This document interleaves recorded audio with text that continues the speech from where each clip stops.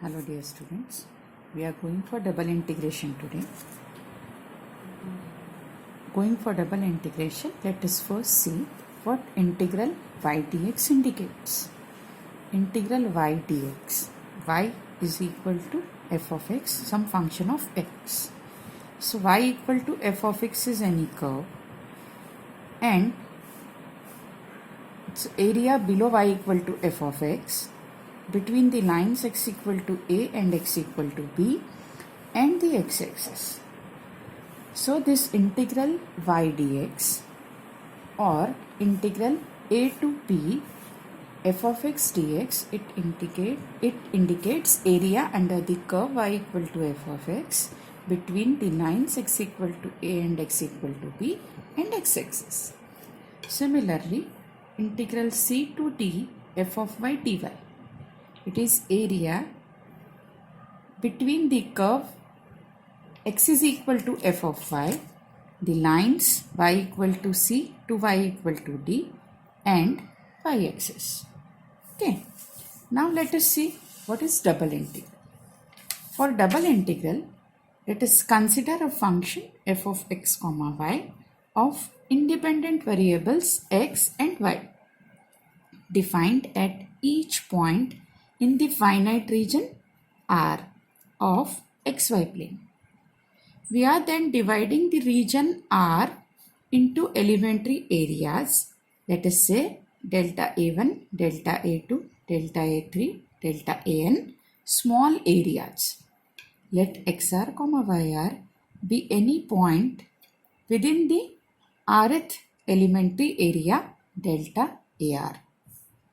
Now consider the sum f of x1 y1 delta a1 plus f of x2 y2 delta y2 and so on up to f of x and yn delta an.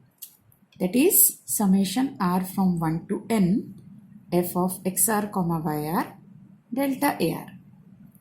The limit of this sum, if it exists, as the number of sub-interval increases indefinitely, the area of each subdivision decreases to 0 and is defined as double integral of f of x comma y over the region R, and it is written as double integral over R f of x comma y dA.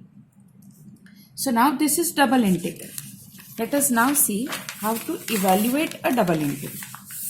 For evaluation of double integral, our double integral over region R f of xy dA can be written as integral x1 to x2, integral y1 to y2 f of xy dx dy. Now first case, when y1 and y2 are functions of x and x1 and x2 are constants. Now y1 and y2 are functions of x. That means these are the limits of y. If they are functions of x, they are limits of y. Therefore, we will first integrate f of x comma y with respect to y, keeping x constant within the limits y1 to y2. Within the limits y1 to y2 f of xy dy.